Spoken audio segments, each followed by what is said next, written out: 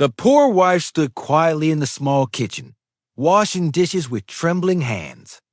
The sound of broken glass from the living room made her flinch. Her husband had thrown another cup on the floor. "You are useless," he shouted, his voice echoing through the tiny house. "You can't even keep the place clean. What kind of wife are you?" She lowered her head and whispered, "I'm sorry. I'll clean it up right now. Sorry, that's all you ever say. I work all day, and when I come home, this house looks like a trash can. You're pathetic." She bent down, picking up the broken pieces with bare hands. A shard cut her finger, but she said nothing. Blood dripped, and still she stayed silent. Her husband smirked, satisfied that she had no courage to fight back. Hours later, when he finally left the room, she sat near the window and wiped her tears quietly. She had no one to talk to. No one except the memory of her twin sister, who lived in another city. A sister who had always been strong, confident, and determined. A sister who was everything she could never be. That same evening, far away in a tall glass building, the twin sister, a powerful CEO, sat in her office. Her phone buzzed with a message. It was short, but the words froze her heart. "I can't take this life anymore." She immediately called back, but the phone was switched off. Panic rose inside her. She stood up, grabbed her car keys, and drove without thinking. Her little sister was in danger, and she could not ignore it. She reached the small house. She saw her twin sitting on the floor, holding her bandaged hand. The room smelled of alcohol, and the husband was lying on the couch, drunk and unconscious. The CEO's sister's eyes filled with rage. "What has he done to you?" she whispered, kneeling beside her. The poor wife tried to smile, though her eyes were swollen from crying. "It's nothing. Please, don't make it worse. If he sees you, he'll be angry." "Angry?" The CEO's voice was sharp, cold. "He deserves to be destroyed." "No," her sister begged. "Please don't interfere. This is my life. I can't fight him. I'm too weak." "You're not weak," the CEO replied firmly. "You've only forgotten your strength. But if you can't fight, I will. For you." The wife shook her head. "He will never change. If you try to stand against him, he will ruin everything. He is cruel. You don't know how dangerous he can be." But the CEO leaned closer, her voice calm yet filled with fire.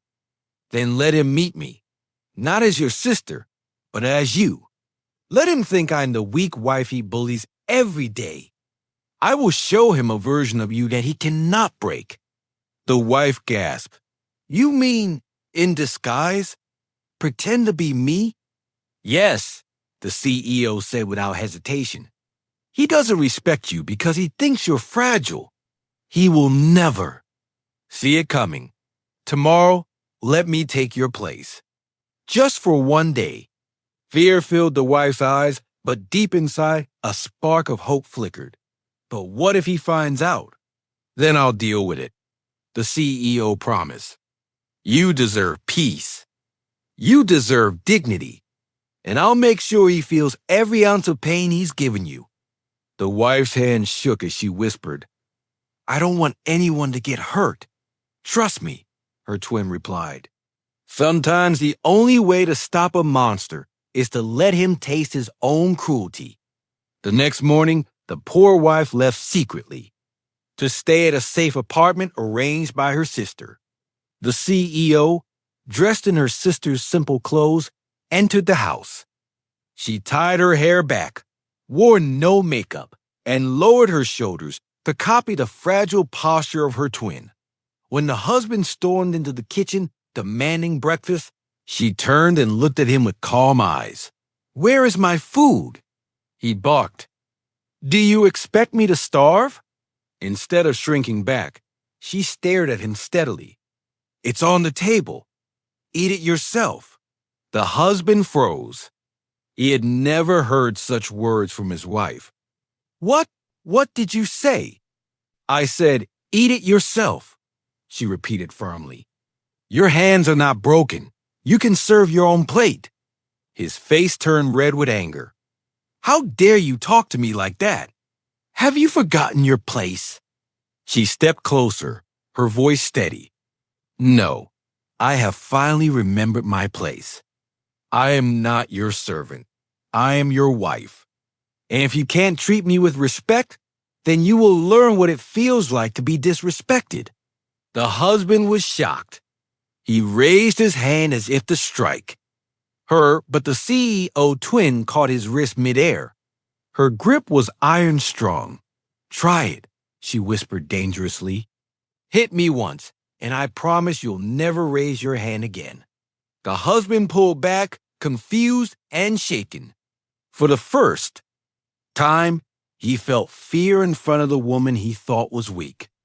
He muttered angrily, Something is wrong with you today. You better behave or you'll regret it. She smirked. No, from today you will regret. Asterisk, the husband paced around the living room, confused. His wife had never looked him in the eye before, never dared to speak back, and never stopped. His hand. Something about her presence today unsettled him, like she had suddenly become someone else. He shouted louder to regain control. Don't think one morning of attitude will save you. You're still nothing without me. I provide this house, the money, everything. Without me, you're worthless. She sat calmly on the sofa, crossing her arms. If you think money makes. You a man, you're wrong. Real strength is how you treat the people under your roof. And you've already failed at that. The husband's jaw tightened. He stepped closer, trying to intimidate her. You think you can challenge me? You? A weak woman with no job, no power, nothing. Her lips curved in a cold smile. You'll be surprised at what I'm capable of. His hand trembled. For years, he had enjoyed complete control. The sudden change felt like sand slipping through his fingers. I don't know what's gotten into you, he muttered, but you better remember your limits. She leaned forward, her voice razor sharp. The only limits I had were the ones you forced on me. And they're gone now. The husband's phone rang, breaking the heavy silence. He snatched it up and answered with irritation. A business associate's voice filled the line, asking about a deal that was falling apart. The husband stuttered, clearly struggling to handle. The disguised sister watched carefully. When he hung up, she said, Even your business is crumbling. Do you know why? Because you treat people like tools. And tools break when you use them without care. He turned sharply. Shut up! You know nothing about business. She raised an eyebrow. Really? Then maybe I should give you some advice. Stop wasting money on flashy cars. Start paying attention to contracts and fire that manager who's been stealing from you. The husband's face went pale. How do you know about that? She stood slowly, towering over him with an authority he didn't recognize. Because I see things you never thought I could see. And soon, you'll realize you underestimated the wrong person. Fear crawled up his spine, but pride forced him to bark back. You're insane. Stay out of my business. You're just my wife. Nothing more. She stepped closer, her eyes sharp. For years, you treated me like nothing. But today, I'll show you what happens when nothing fights back. The husband backed away, unsettled. He tried to laugh it off, but the sound cracked. Fine. Let's see how long this act lasts. You'll be begging me by tomorrow. That night, he deliberately came home late, expecting to find her waiting nervously. Instead, she had prepared dinner and was calmly eating alone. You didn't. Wait for me? He demanded. She wiped her mouth with a napkin. You didn't tell me when you'd be back. I won't starve just because you can't keep time. His fist clenched. You're forgetting who controls this house. No, she replied coolly. I'm reminding you that this house is mine too. And from now on, I will not live like a shadow. His anger boiled over. He grabbed the edge of the table and flipped it, food spilling across the floor. He expected her to cry, to beg, to clean. Instead, she stood tall, glaring at him like a storm. Clean it yourself, she said. Firmly, the word struck him harder than any slap. For a moment, he saw a stranger in front of him, someone powerful, unshaken, untouchable. Unable to bear it, he stormed out of the house. The CEO's sister watched him leave with a faint smirk. Step one was working. He was cracking. The next day, he tried another tactic.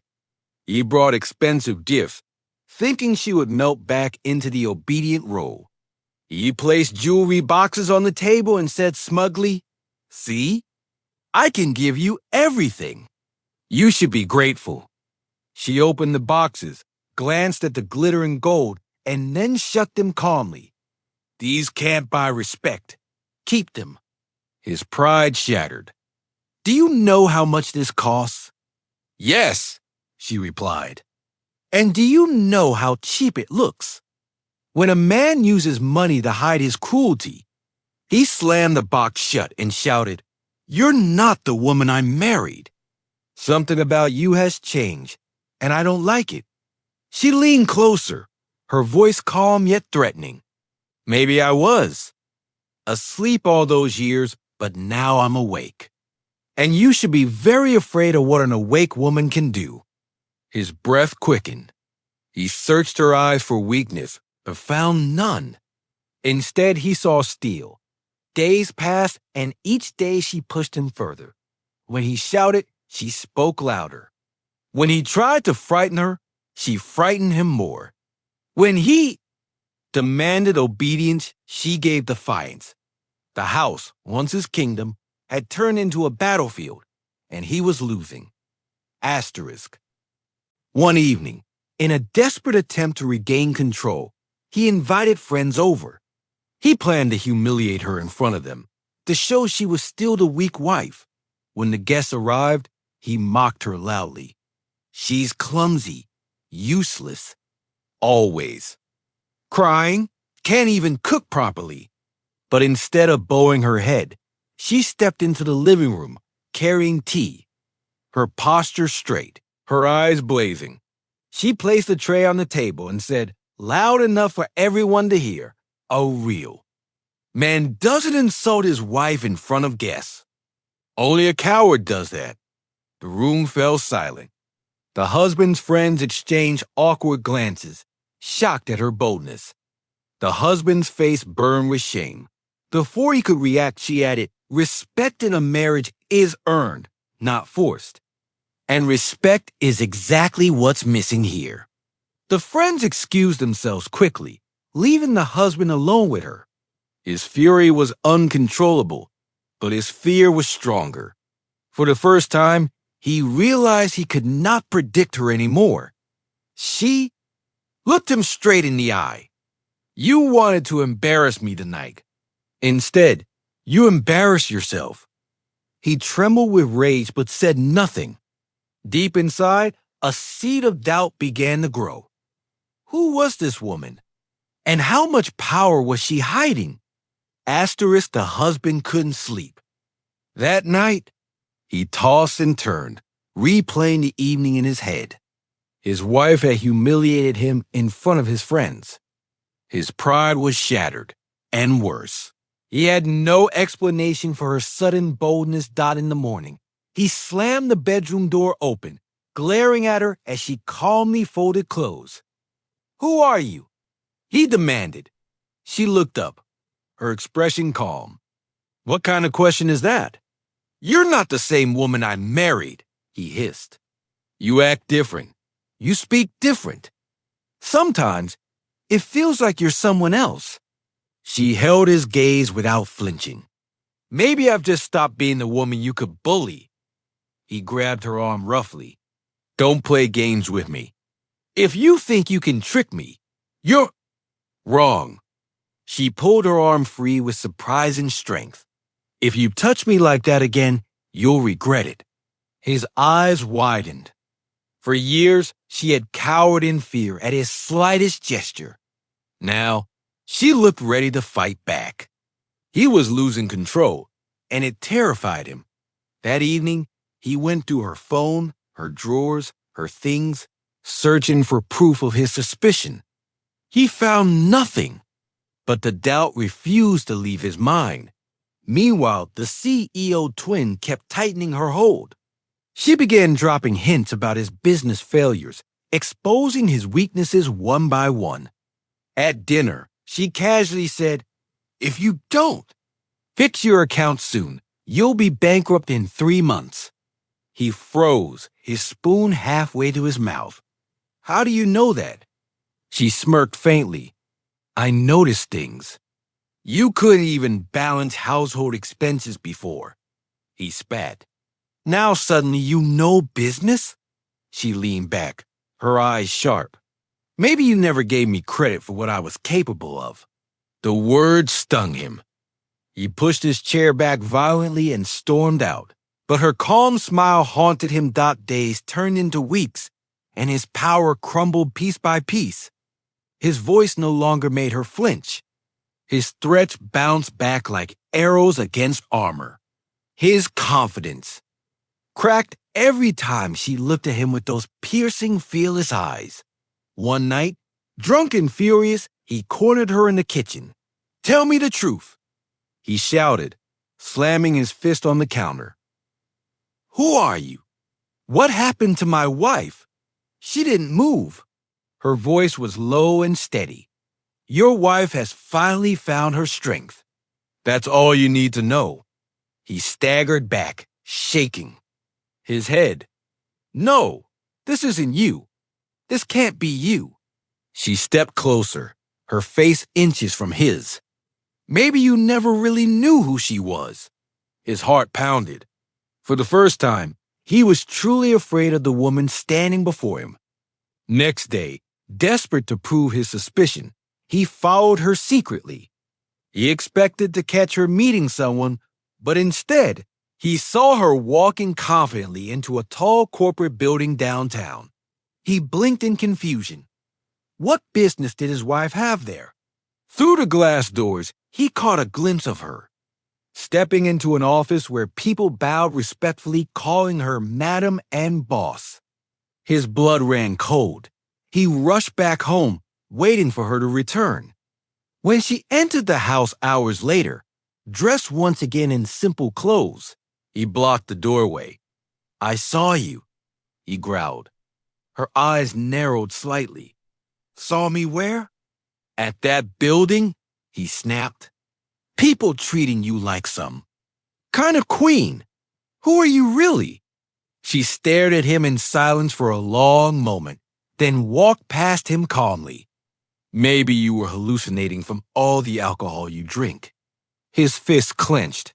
He followed her into the living room. Don't lie to me. You've been playing some game, haven't you? You think I'm stupid? She turned sharply. Her voice cold as ice.